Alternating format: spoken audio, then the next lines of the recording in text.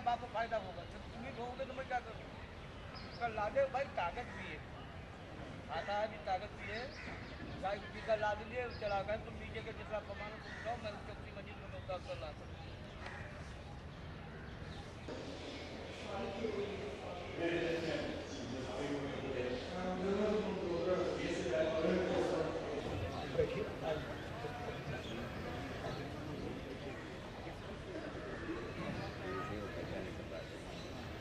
Good evening, ladies and gentlemen.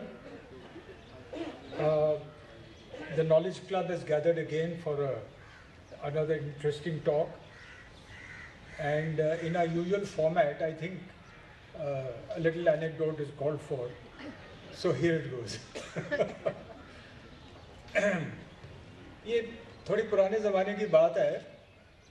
In the Punjab, when the communications were not all that good.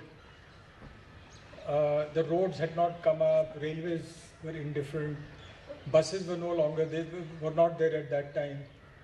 So a young man, he decides to go a couple of villages away, some distance away, to meet family and friends. तो वहाँ पे उसको message आता है कि you better get back by tomorrow morning. लड़की वाले तेरे को देखने आ रहे हैं. So panic, कैसे जाएं? So he asked for a horse. So ढूंढ ढांड के one horse is produced, जो actually टांगे वाला घोड़ा है.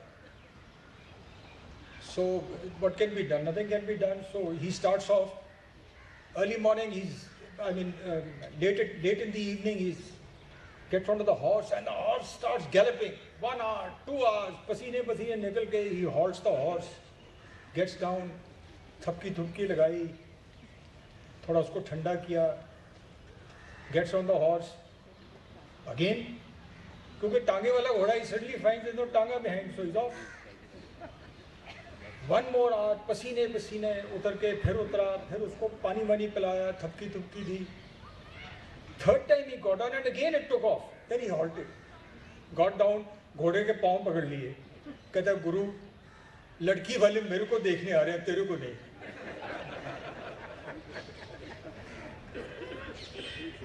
So now this evening, ISIS or ISIL, myth or reality, and the repercussions on India.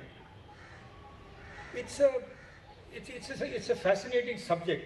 As we discussed last time and Mr. Salve was here, it's so relevant today. Somewhere out of the blue in the Middle East, which has a history of turmoil,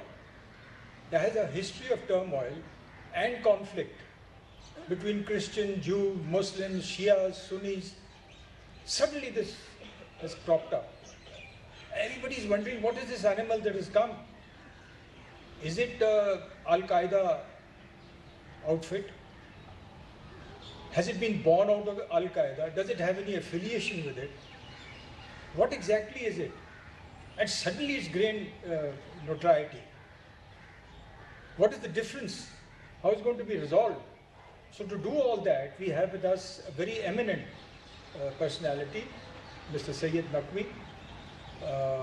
It's difficult to introduce a person of his stature, but he started his education in La Martiniers in Lucknow, then moved on to do his journalism in Cardiff University, and then he went on to do international studies in Princeton in the United States.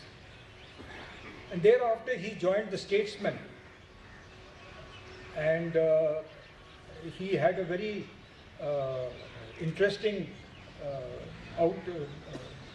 a report that he put out, in which he took the famous photographer Raghu Rai, and if you recollect, there was to be a very famous yogi, Maharishi Mahesh Yogi, who had his ashram in Rishikesh, and they did a beautiful piece there. And thereafter he joined the Indian Express in various ranks, and never looked back, because he went on to commentating on TV, he wrote books, he's traveled over 100 countries, he's interviewed the world's who's who, Nelson Mandela, Henry Kissinger, Colonel Gaddafi, Netanyahu, name it, and he's interviewed them. And I think we couldn't have found a better person to discuss this particular subject, Mr. Saeed Naqvi.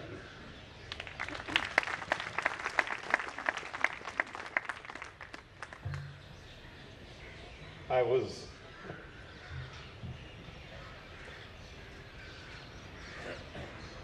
General Laban, ladies and gentlemen, I was beginning to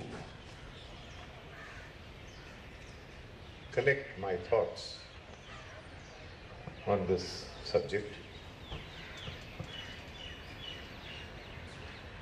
when I received word that the Iraqi army has shot down 2 British planes in the area controlled by ISIS or ISIL.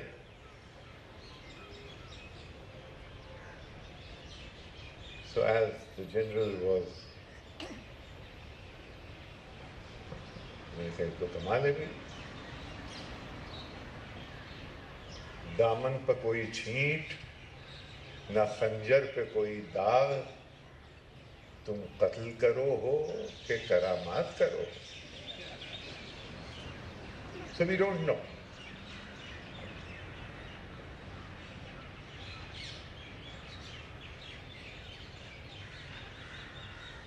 Rashomon,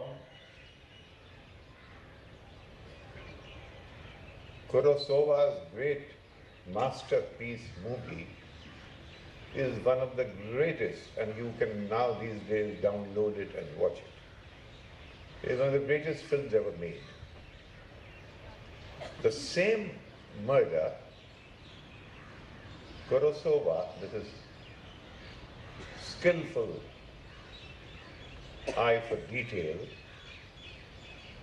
he plays it out on the screen, the same murder from 5 different perspectives.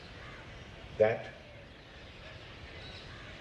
of the murderer, that of the grass cutter who was lying in the grass and watching this murder take place, the Sais who was leading this princess through the forest, and then by a Japanese incantation, he raises the ghost of the princess, who then proceeds to give her version of the murder. And then the priest goes away, nodding his head. But what is the truth? But what is the truth? So anyone who claims to understand exactly what is going on in West Asia, and particularly this phenomenon of ISIS and ISIL, and what is the difference in the two emphases. Islamic State in Iraq and Syria, or in the Levant. So there's an emphasis on, if you really want to be fastidious, it goes back to Sykes-Picot. Where do you want to put the emphasis? I think, if you will permit me, let me, for my own sake and for yours, build up the narrative from where I think it begins.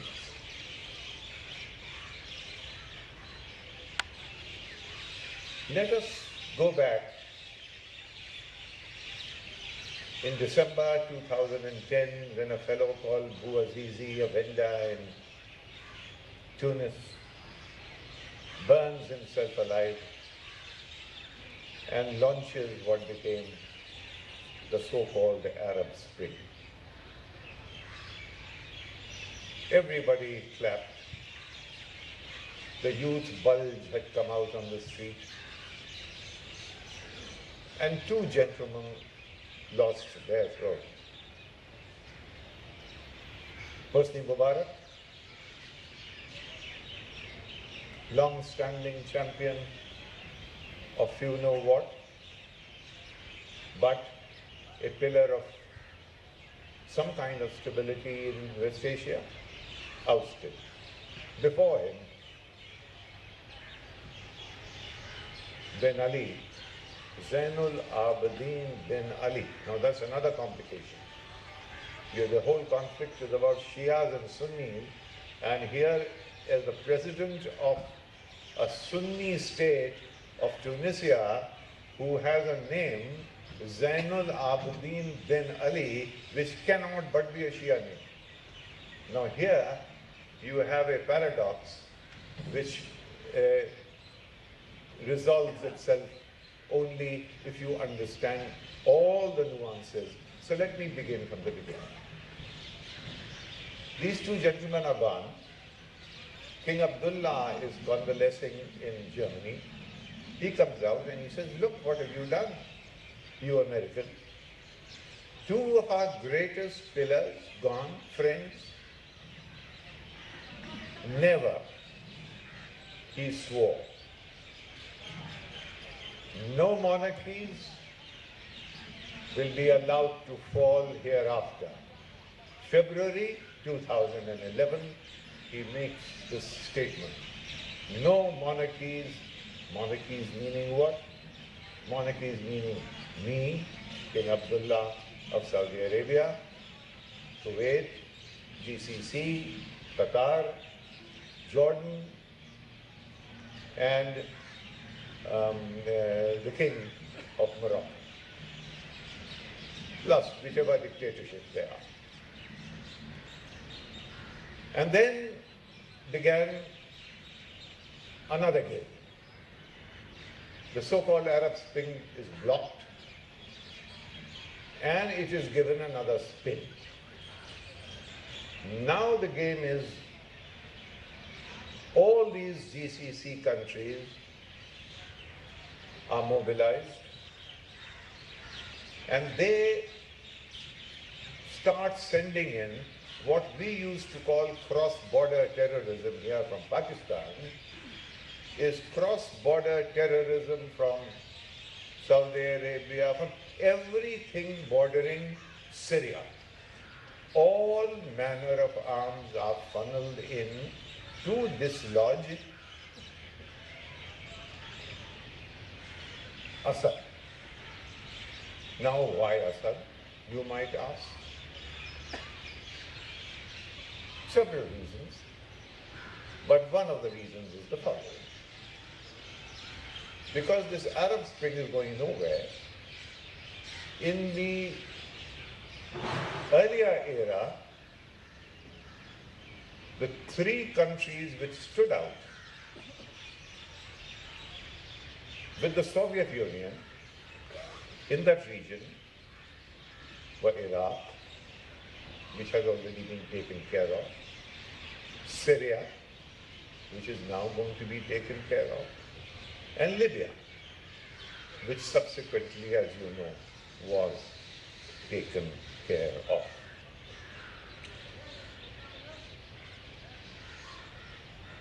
Let's take the narrative to Syria. Syria has three important dimensions. One is the Israelis are interested. What, you might ask, is the Israeli interest? The Israeli interest is that they are plagued by 2 or 3 formations there. Don't forget, Golan Heights is Syria. Don't forget that southern Lebanon is Hezbollah. Don't forget that Hamas is Gaza. And all of these regimes are patronized by Iran. So, in this chain, if we remove Assad, then if you look at the geography, the chain is broken. From Iran, Syria, Hezbollah, one chain is broken, and then it becomes easy to get to the next one, and the idea is to take care of this crescent.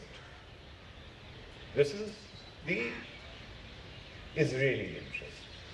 This Israeli interest coincides with the Saudi and GCC interest, which is that the patron of this particular crescent happens to be Iran, and therefore the only way to check Iran is to weaken everything around it, and particularly Assad in Syria.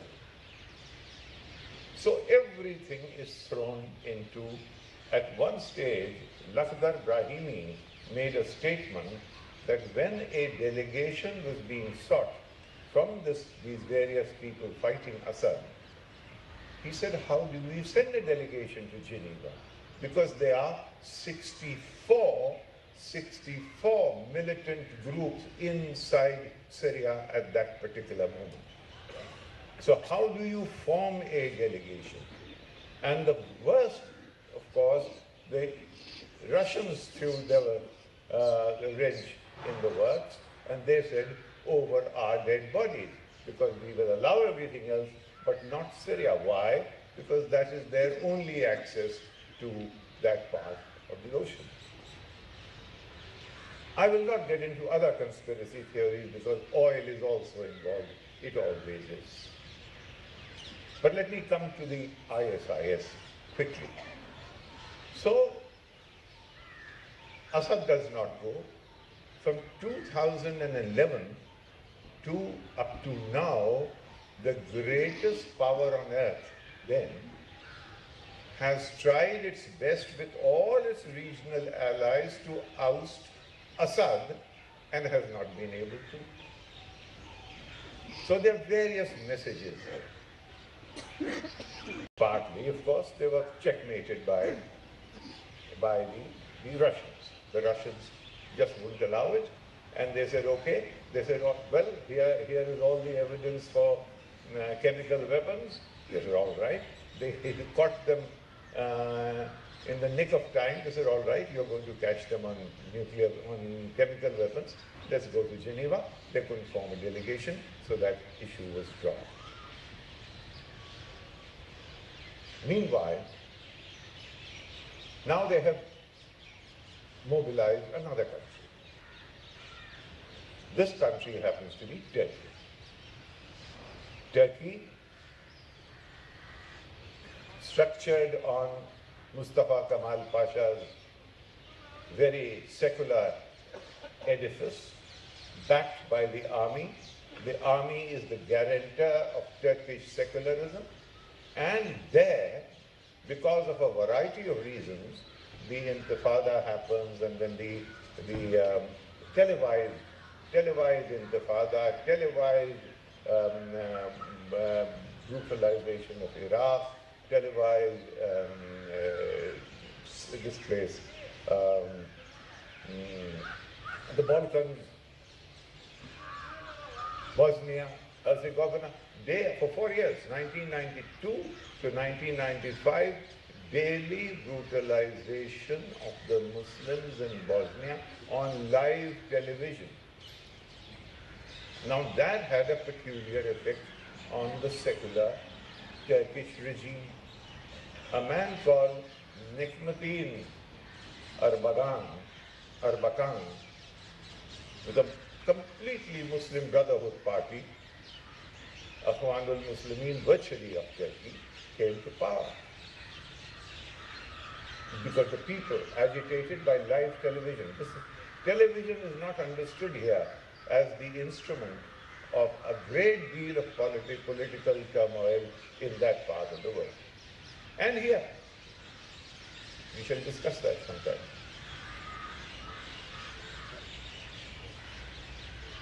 That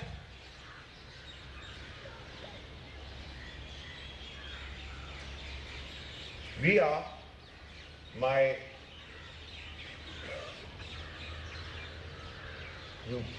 there must be friends here who know Rajan Abhyankar. Myself and Rajan Abhyankar, who was ambassador both in Damascus and in Turkey, we found ourselves in Damascus. Just about a year and a half ago. Earlier, I had found myself in Damascus again with a man called Edward Peck. He was an American diplomat in West Asia who was on an academic work, and we were traveling to Hama, Homs, and Dera in that area, and we came back to Damascus. When I came back to Damascus, I found that the American ambassador there was Robert Stephen Ford. Robert Stephen Ford and his French counterpart were going to all these three agitated centers. And I found myself in President Assad's office. I said, I don't seem to understand this. There is this upsurge, and you are American ambassador is going along with the French counterpart to all these three stations. Well, can't you stop it? The person very high up took me aside and he said, Saeed, now you're talking. This shows you how deeply penetrated we are. This shows you how deeply penetrated we are. In other words, me sitting in the office of the President of Syria are unable to snuff this out because I do not know which element in this very office is supportive of it. That was the state. This is just to give you a flavor of the kind of vulnerability, and yet the regime is still there. Ed Speck, I told him, I said, listen, how do you explain the Stephen Ford, he's your colleague, he wrote a letter, and I'll read that letter to you. Thank you for your message, he says, I'm quoting. And a former American ambassador writing about what we have seen in Damascus that very week. On a related and to be very unsettling subject, I have been dismayed by the accolades and support given to Ambassador Ford, our man in and now out of Syria, for stepping well out of the traditional and appropriate role of a diplomat and actively encouraging the revolt, insurrection, sectarian strife, outside meddling, call it what you will, that is still going on. It is easy to imagine the US reaction if an ambassador from anywhere were to engage in even distantly related activities here. I fear my country remains somewhat more than merely insensitive and is sliding into just plain and rampant offensive arrogance. This is an American ambassador. So they do have their own dissenters, as you know, during Vietnam and during Iraq, there were so many people from the Foreign Office there who resigned. So this is a person who's right. I'm just giving you a flavor of that, what I saw, and then we'll come to the mainstream of the narrative. So Turkey has something unfortunate is happening there. Prime Minister Tayyip Erdogan has modified, because Erbakan is thrown out by the army, they recast themselves, they present themselves as a new secular PKK party, and he recasts himself, becomes the Prime Minister, and the Turkish economy. Turkey has never looked more wholesome than it was during the 2 terms of Erdogan, because no religion, a little compromise maybe on the scarf or something. Gradually, in the context of the Syrian thing, the Americans bring him into the conflict. Look, Erbakan, you are a NATO ally, you are a friend of ours. Why don't you persuade this fellow, your neighbor, Assad, to accommodate some of these elements? Suddenly, Erbakan, who basically in his under the skin is Akhwanul Muslimin, he is tempted. He goes to Damascus and he negotiates, wants to negotiate with Assad. Listen, why don't you accommodate the Muslim Brotherhood element inside Syria into your establishment? Nothing doing, said Syria, because we are a different structure. The Baath party will take care of it. We shall discuss it later. Then begins Erbakan's contribution to the war inside Syria. Now here you have Saudi Arabia, the GCC countries, Turkey, everybody and his neighbor concentrating on Syria and building up something to the tune of 64 different groups who are then sorted out and they become 1 or 2 or 3 groups, and over a period of time, when nothing comes out of it, they mutate and metastasize, and they become suddenly one fine day you start hearing reports of ISIS, Islamic State in Iraq and Syria, or Islamic State in the Levant. Suddenly, people ask Obama, this is last year, in fact, last June, listen, if this was coming, why did you not bomb them then?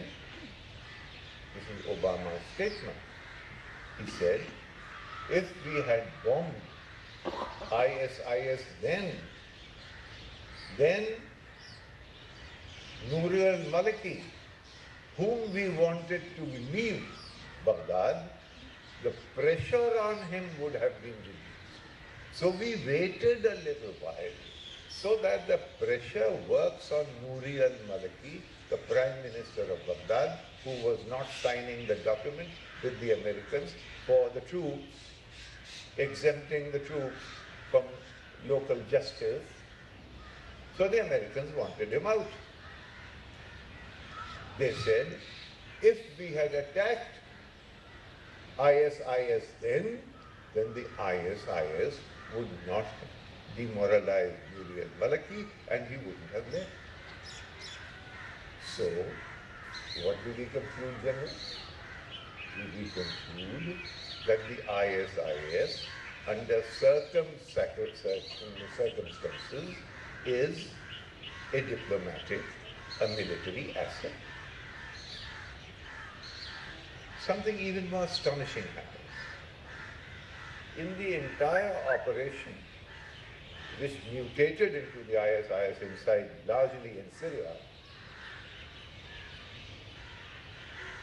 the persona of Prince Bandar bin Sultan, Bandar Bush he was called because he was very friendly with George W. Bush. Now he said, I'm going to take care of it and Assad will go. A mysterious visit by him to Moscow. Bandar bin Sultan shows up in Moscow in a hush-hush visit, and he offers Vladimir Putin the works. It reminds you of the famous biblical story where the devil takes Jesus in the Garden of Gethsemane and says, I will give you all of these things if you follow me. And Jesus said, get thee behind me, Satan. So he said, take what you like, money, oil, routes, pipelines, everything.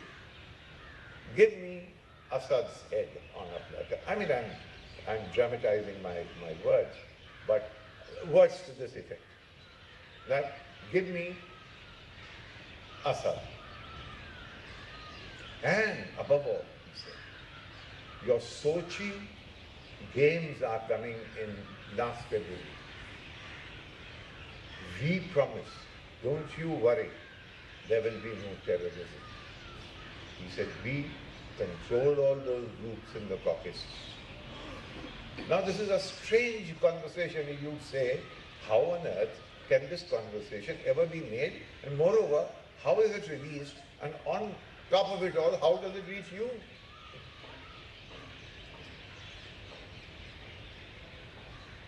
Putin remains quiet.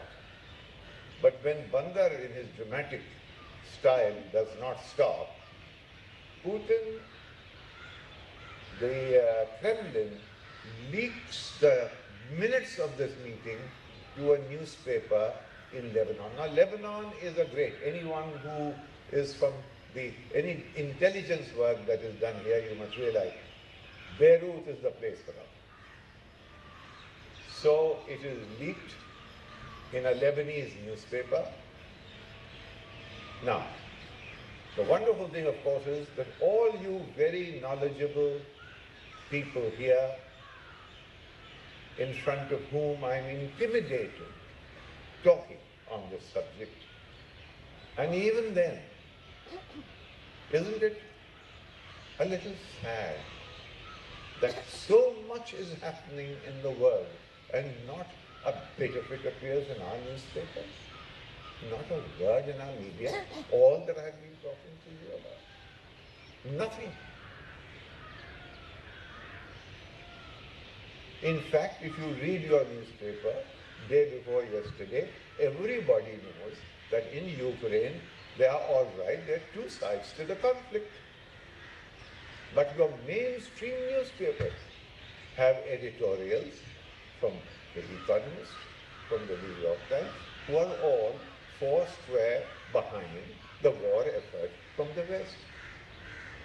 Our elite, therefore, is completely a passive recipient of images beamed out from one source only.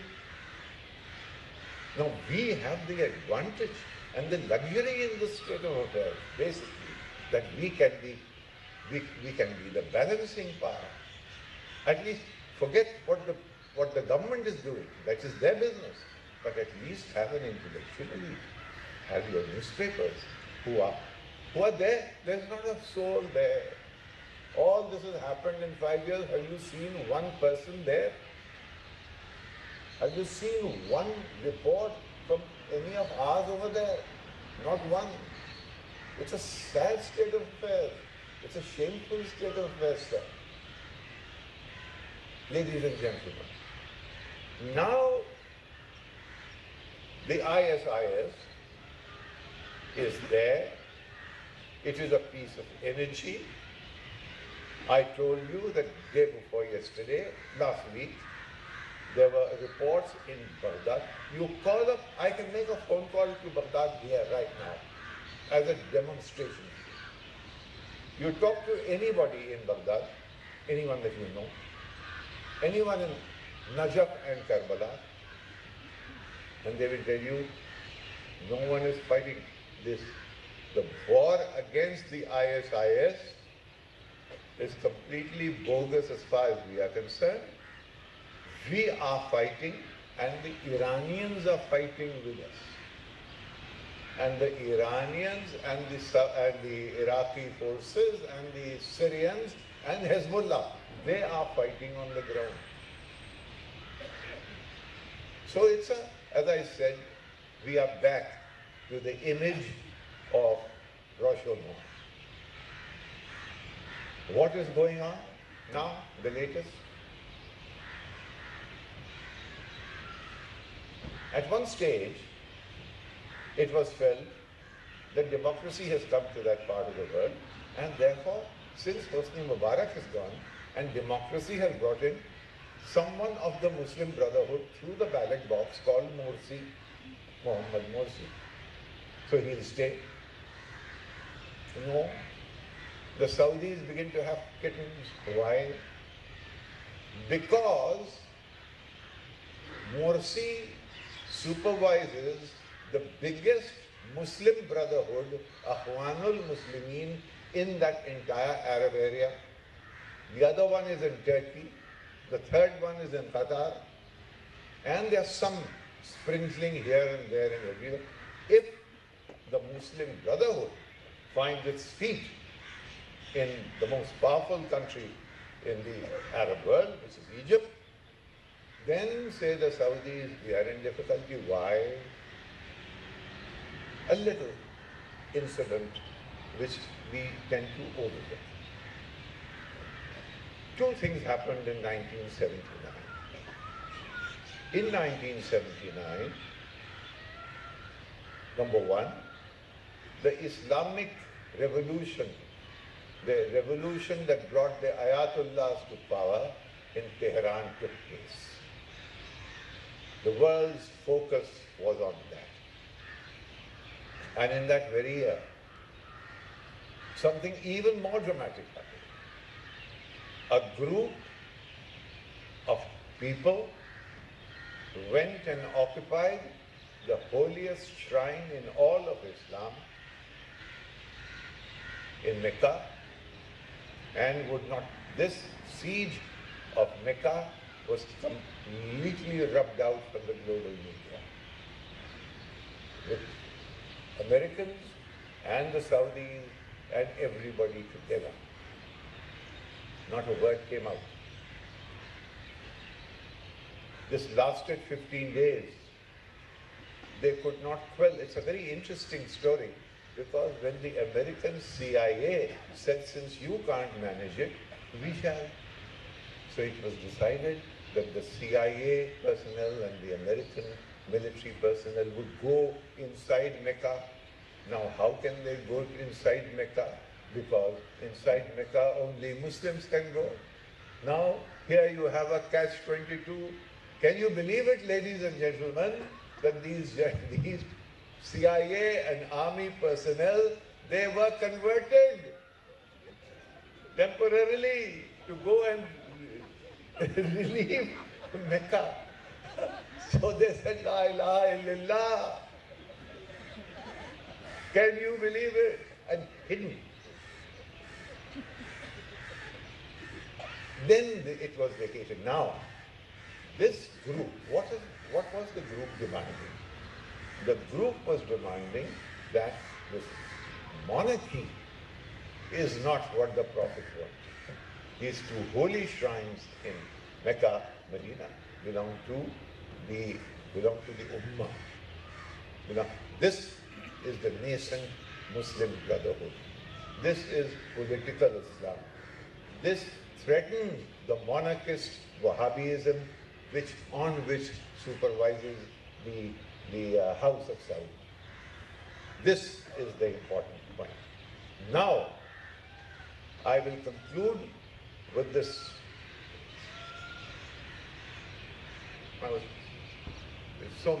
There's so many strands, so I do not know where to conclude it, and then I leave it to questions and answers. But let me conclude the Egyptian part of the story. So, against Morsi, a coup is manufactured. The Americans are ambidextrous. Secretary of Defense, Chuck Hagel, pitches it for the army. Ann Patterson, the ambassador in Cairo for the State Department, pitches it for Morsi, because they haven't yet resolved it. There are many things the Americans do because they have the power. They know if they make a mistake, they will overcome it with the power that they have. It has not been thought through. Ultimately, the army prevailed, and not only did the army prevail, as soon as Al-Fatah al-Sisi general came to power, the man who went running there with $12 billion to help him. Please, thank God, you have ousted that Muslim Brotherhood fellow, was the Saudis. Why? 1979, the occupation of Mecca. That is the political Islam that threatens them. So, but now what on earth is going on? The other Takfiri groups inside Syria are cutting up people and eating up their livers. This picture actually did happen. I mean, this barbarism on a scale unknown. It happened.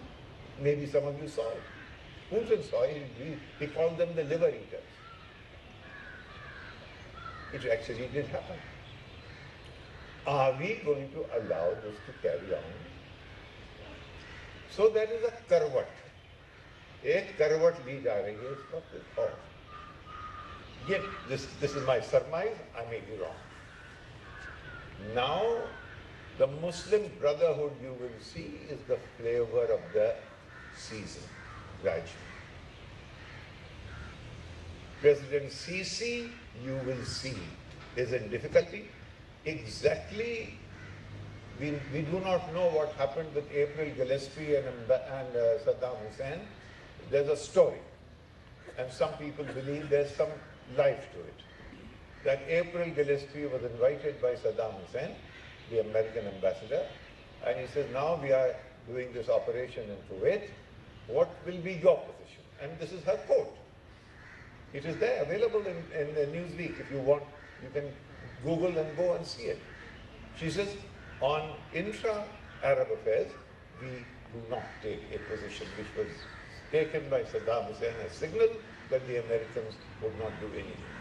Now, this is one version. Similarly, here, one group says, look, the house in neighboring Libya is on fire. Look, those Coptic Christians have been beheaded.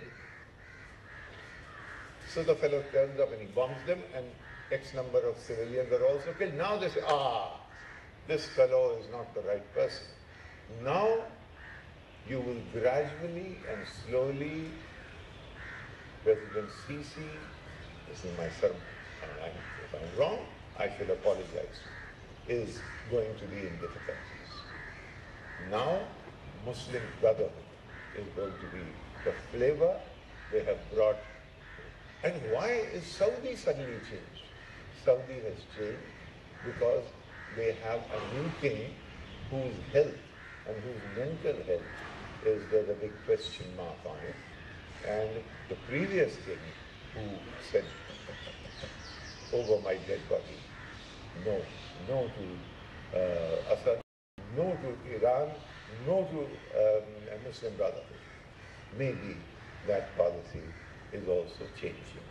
I shall not go into the complications of the nuclear deal with Iran and Netanyahu in Washington, but this is where the game stands. Now, the question obviously is there any danger for us? Well, when it happened in Afghanistan, exactly similar thing. Things gestated, mutated, metastasized, became other things, boomeranged, and now they're putting them together between Pakistan and Afghanistan, and we're saying, okay, well, settle it right. So whether there's any life in it for the danger to us, well, I have always pitched it on the common sense of the Indian people. I really believe I have almost a romantic belief in that. Look all that tamasha that was going on about Ghar Wapsi and this, that and the other, and the Hindu, the common sense of the Hindu prevailed, and he didn't like it. And there are any number of election results available, but that, yes, Hindu, but not that. So there's a very robust common sense here, and I don't see ISIS making deep inroads into the Muslim enclaves, but with one proviso, that if injustice is law, then resistance is duty. You will agree. Thank you.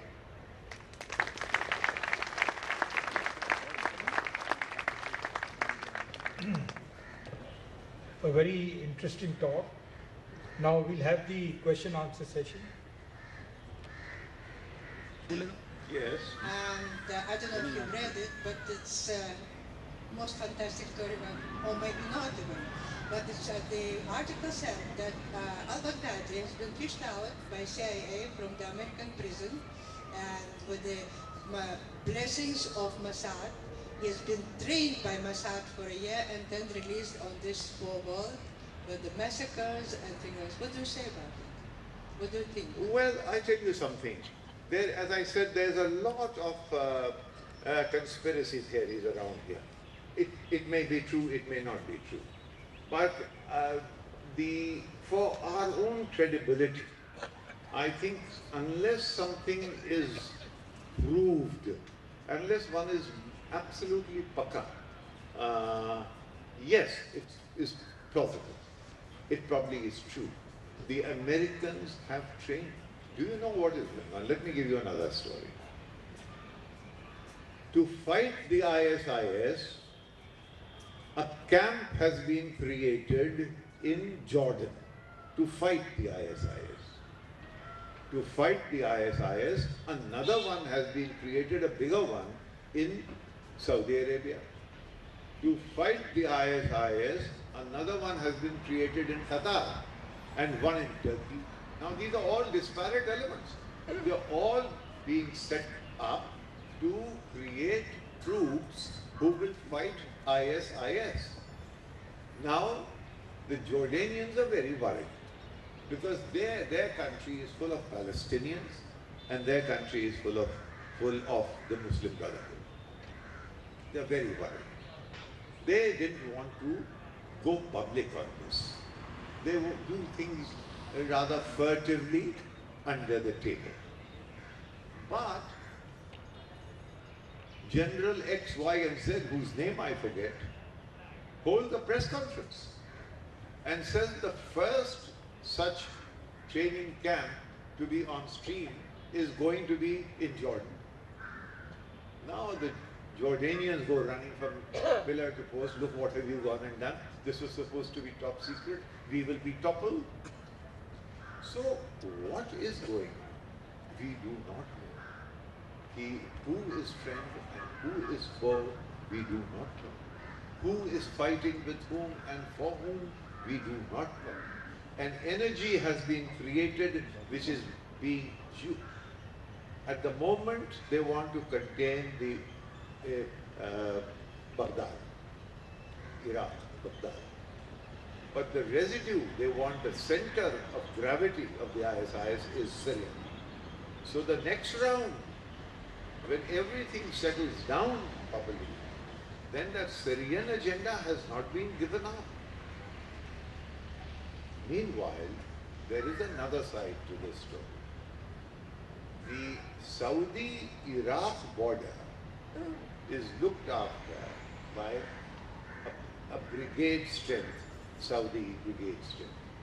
The general looking after that border was shot dead just about 2 weeks ago. In other words, the ISIS or elements who are opposed to the Saudi regime had inside information as to where this, it's not easy to get to the general straight away. The general was shot dead. So, who is friend and who is foe is in form and feature, face and limb. I grew so like my brother that folks were taking me for him and each for one another. That is what is going on. Yes, sir. My question is... Sir, can I request short questions? Very short, sir, very short. Indian National Congress participated in the Khilafat movement, which supported the continuance of Khalifa for the Ummah. As you know, Turkish people themselves abolished Khalifa. And now another Khalifa has come into the world. What will be its repercussion for the Ummah, particularly in India, when Indian Muslims, along with Congress, have said that this is a very desirable thing? What would you say? Firstly, that the Khilafat movement into which Gandhi ji was trying to take the Indian National Congress was Gandhi ji's effort to bring the Muslims in line, who at that stage were getting restless about the Muslim League and their other such like demands. He wanted to demonstrate, look, we have your pain, we understand your pain. Gandhi ji, in fact, it is generally unfashionable to say that Gandhi ji made any mistake, but Gandhi ji didn't make that mistake. He completely misunderstood, because he took the country, he took a position, when actually you turned up there, you found that the Khilafat was not there. So what was all this rigmarole about? So it was now this particular Baghdadi chap is not the Khalifa as the Sultan, last Sultan of the Ottoman Empire was. He is now as the lady here said, he was in fact, there's a picture. There's a picture of him and McCain. It's available. If you like, you can Google it and you can see it. So therefore, these people have been around with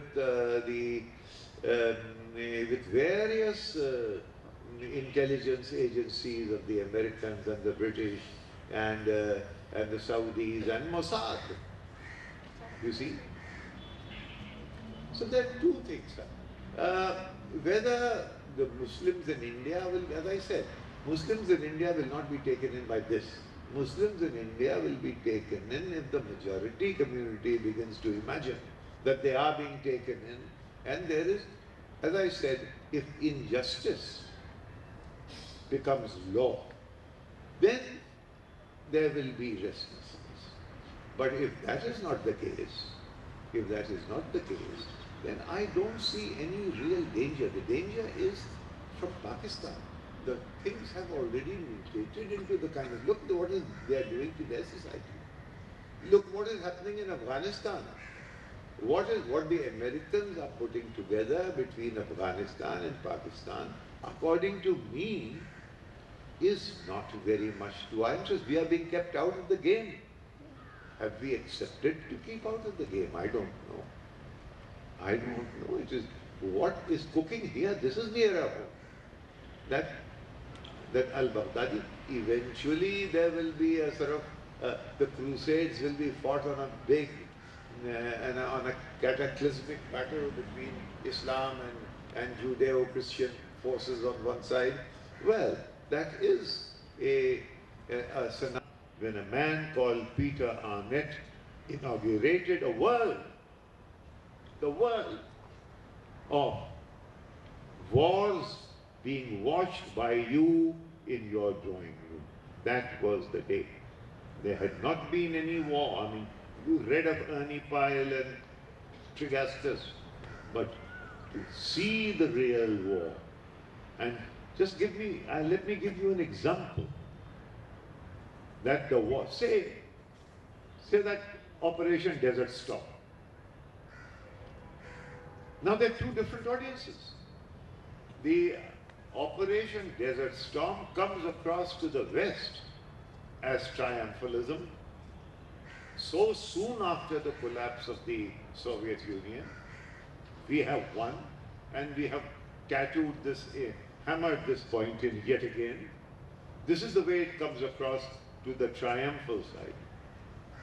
But to the Muslim world, it comes across yet another case of humiliation, yet another. So you have two distinct audiences watching the same program. And this has continued to the Intifada, this has continued to the two Intifadas, this has continued to the, as I said, the Bosnian. Politics has totally changed after the Bosnian, the bombings of here, Afghanistan. It's been going on since 2002 on television, live television. So this and there are two distinct audiences. One who are for the anchors, and the one who is saying this anchor is disabling, this is lying. And the person sitting next to that person, who may turn out to be a Muslim, says, yes, let's go to the pub and we'll talk about it. And then three of them decide to go and help people out. This is how these things happen.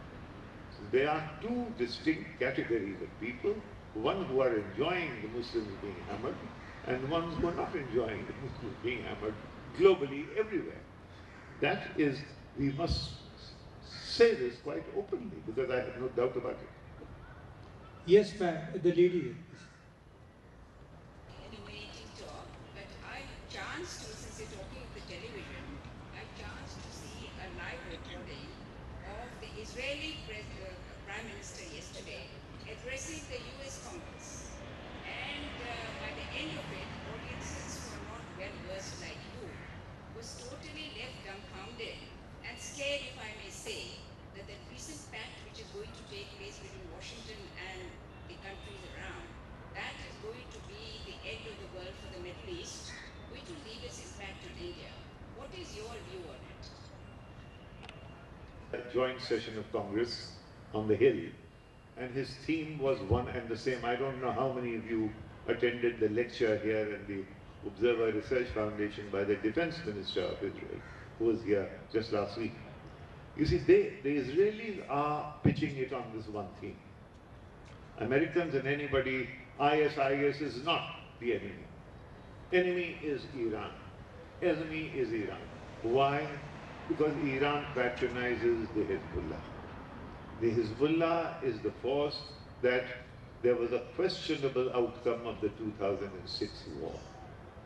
If there's one group the Israelis are scared of, it is the Hezbollah. Hezbollah has its backing from Syria, and they all are linked. So the Israeli, not every Israeli, Netanyahu, because 17th his elections are coming. He wants to pretend to show to his electorate the fact that he's been able to give Obama a bloody nose on the issue of nuclear deal with Iran. Now what he's actually doing, he may in fact, listen, there's a limit to everything. There is, America was founded by people, Jews came later. This Judeo-Christian alignment, if you go and start insulting the American president in his own country, you may run the risk of breaking a very, very durable alliance, because people will begin to say, what on earth? Is this country being run from Tel Aviv or from Washington? You know, everybody knows the influence and power of the Israeli media, of the Israeli lobby, of the Israeli banks, and so on and so forth, Jewish banks. Everybody knows that. But you're going to rub that point in and say, we are going to run your foreign policy the way we like. You may be beginning to break up that so-called alliance, because lots of people will not like it. There is such a thing as American nationalism that will get provoked. That would be my take. Last two questions. Yes, sir, you were asking a question. I'd like to say that there is slightly this different perspective on the rise of Islamic State. Actually, it was a very small group of only 5,000 or 6,000 people. But because of Nouri and Malki's very sectarian policies, in which he was joined by Abidi, I'm not meaning this Abidi, but the previous transport minister, that province after province in Iraq, Diyala, Sunni provinces, Salahuddin, Ambar, Mosul, all tribals joined because they felt that they were deeply discriminated. And that is how their ranks swelled and they became a menace to Syria as well as Iraq. You're absolutely right, but then we have to look at the picture in its totality. Americans knocked out, sorry?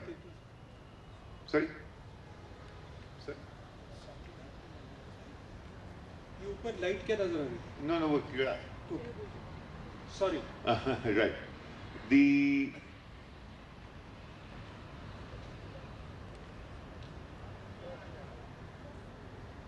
Your question was on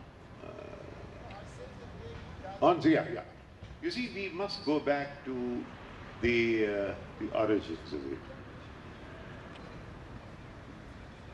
If you ever visited, some of you must have visited Iraq during Ba'athist times. I don't know what your experience was, but mine was the following.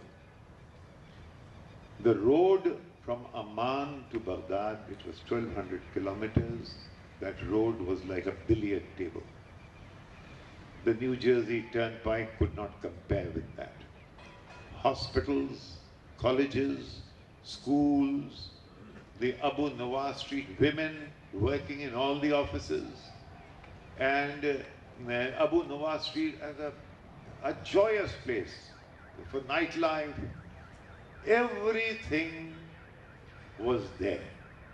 There was one flaw, and the flaw was that the Shias in the south, around Karbala, Najaf, and Basra, which is the oil area, they felt that they were not in the power structure. The power structure was not sectarian. It was Ba'athist. It was agnostic. It was even atheistic. It was the religion of Saddam Hussein was the religion of Mao Zedong, or the religion of Stalin, or even Pandit Jawaharlal Nehru in his earlier incarnation. He said, no religious rights over my body. You see, so you had a completely irreligious leadership. Yes, dictatorship. Yes, brutal if you opposed it. But everything worked like clockwork. Everything worked like clockwork. You went and destroyed it. And when you destroyed that Ba'athist structure, numerically what came out was, I discovered for the first time, that the Shias were 65 to 70% of the population. No one knew that. And then that number began to dictate its power structure. And therefore, you began to accommodate the power structure in Baghdad, became shifted towards Shia, because the Ba'athists were both Shias and Sunnis. They were not religious. In fact, this is the sad thing that I want everyone to realize. The most gracious living until 4 years ago was available in Damascus. Lovely places, fantastic lifestyle, no religion,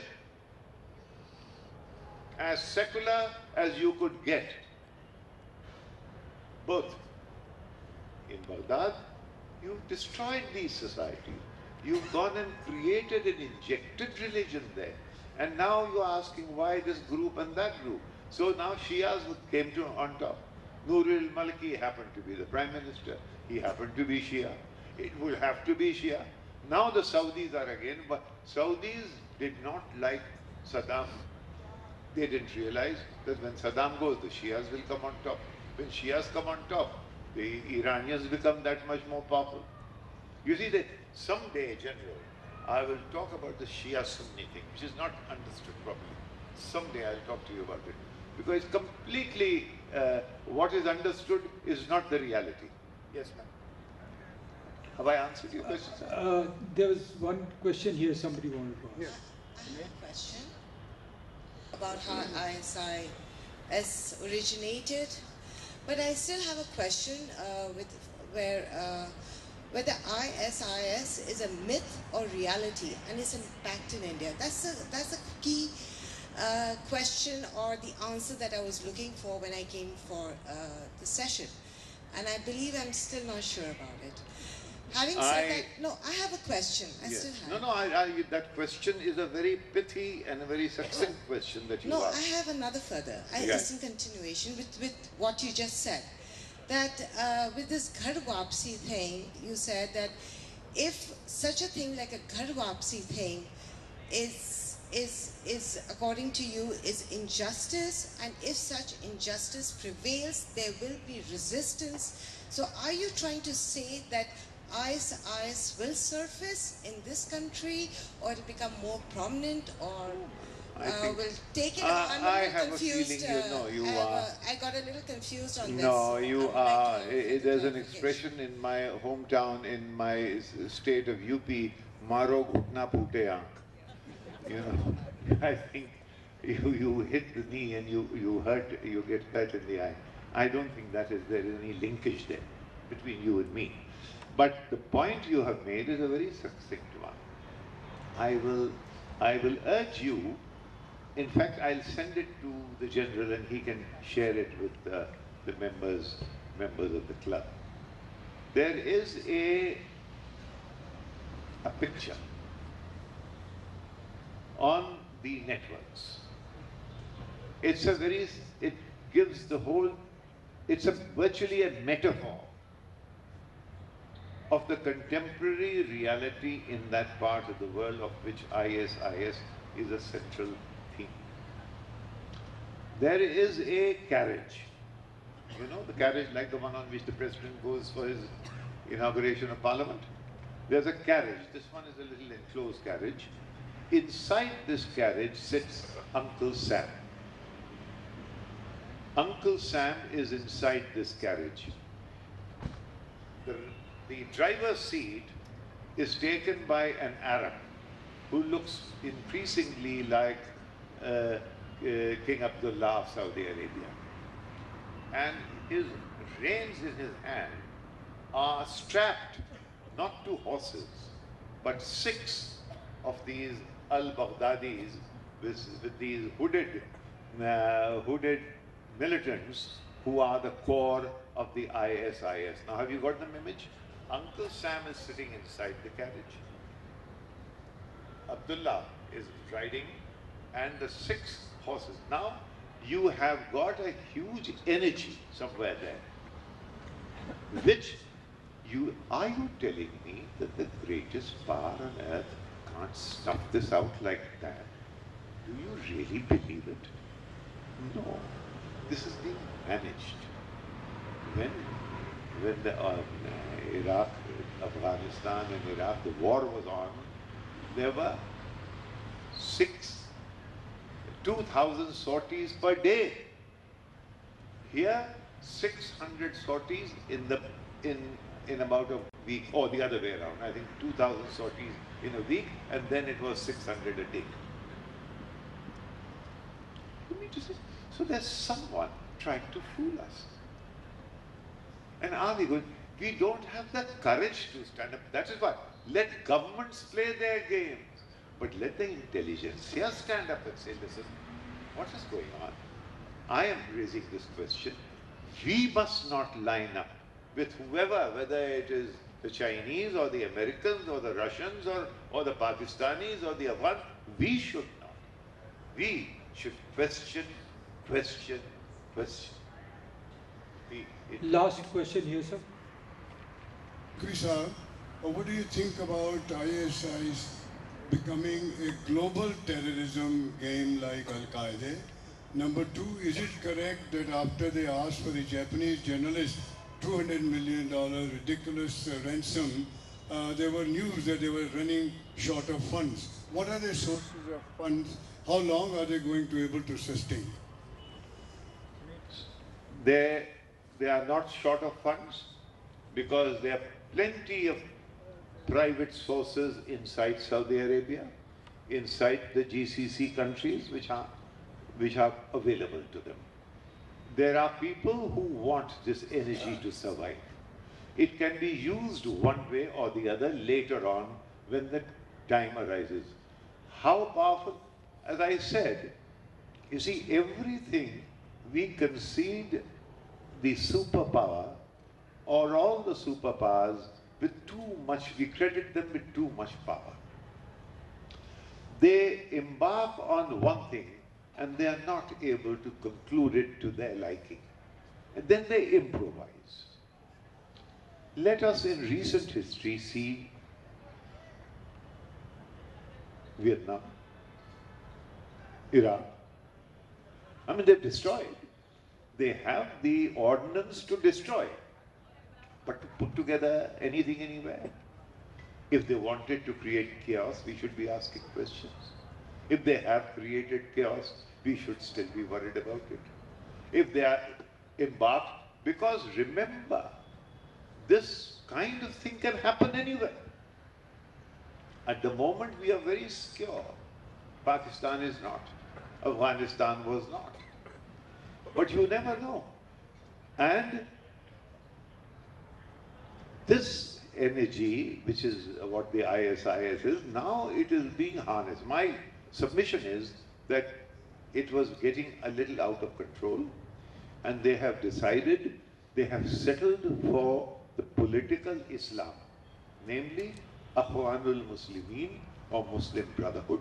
This is my guess that this, you will see that the ISIS element, you see, ISIS has three things in it. It has Muslim Brotherhood, it has the Al-Qaeda, Takfiri, the extremist elements, the liberators, and it has the Ba'athist structure that was broken down and which is now a resurgent, angry Sunni. You knocked him out. He was secular when he was knocked out, and now he's come back. He knows the rules of the game. He knows every culvert in Iraq and in Syria. And he is one element in it. They have settled for Muslim Brotherhood. There can be some trade between, some commerce between Muslim Brotherhood and this, the Ba'athist elements. Because what is Muslim Brotherhood? It is political Islam. Islam is a political formation which swears by religion. Qutb, the Sayyid Qutb and others who founded this philosophy in Egypt. Egypt is the place where this ideology grew and developed, where the intellectuals worked on it. They are not into bloody wars. They are into theological, they are very huge theological debates. So, if that is the case, then we should have a Muslim Brotherhood. See, don't forget, they don't know how to settle the Taliban. What is Taliban? Initially, the Saudis financed them, the Al-Qaeda, because they wanted to finance a force which would stand up as a bulwark against Iranian Shiaism. Now they've exceeded that role. So those elements have been weaned out, and now they have Taliban. Now Taliban, between that, a commerce is possible between Taliban and the Muslim Brotherhood. So some such thing may be attempted. They may be. And then you will have all the intelligence agencies everywhere will have their men inside these groups. So yes, it is an unsettling scenario, but whether we will get affected, well, I mean, there are 180 million Muslims in this country. I suppose if they really start working on it, it would. But if all of us make up our minds, it needn't. Thank you. Indeed, a very, very interesting talk on a very, very interesting subject. And if I may add my 2 pice bit to it, there was a talk about what exactly is the problem which Naqvi Sahab brought out. There is a problem, there is a divide in Islam between the Shias and the Sunnis, which emerged immediately after the death of Prophet Muhammad. And that is history by itself. And this continues, as he very rightly brought out. The Americans moved into Iraq and displaced the system. Nouri al-Maliki came, he set up an army, and why I'm saying all this is we've been involved with the Iraqis. The Iraqis have come to India and trained here. We've sent training teams and we've trained the officers and men of Iraq, Army and Air Force.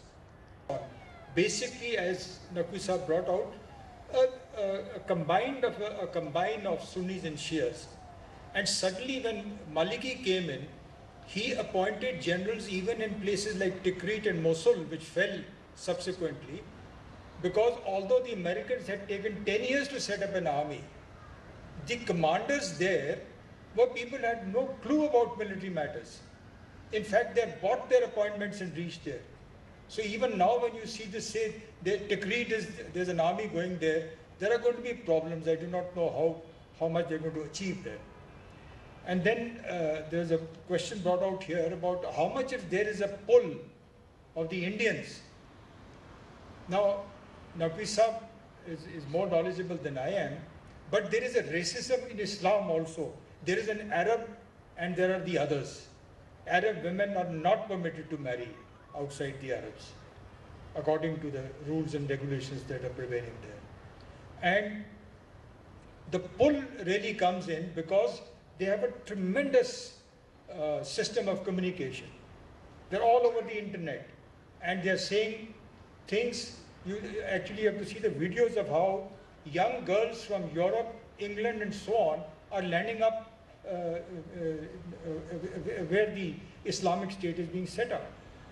And as far as the difference between Al-Qaeda and IS is concerned, Al-Qaeda operated underground. Here they're out in the open. Al-Qaeda never wanted territory. Here they're setting up a caliphate, which is attracting Muslims. So I think all these things are so interesting. All that remains for me is to thank Mr. Naqvi for an excellent talk, and in our normal way, I request you to thank him for that.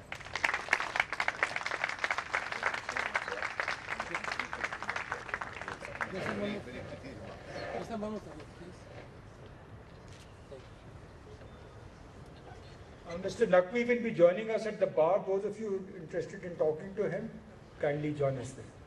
Thank you, ladies and gentlemen, for your patience. Thank you, sir.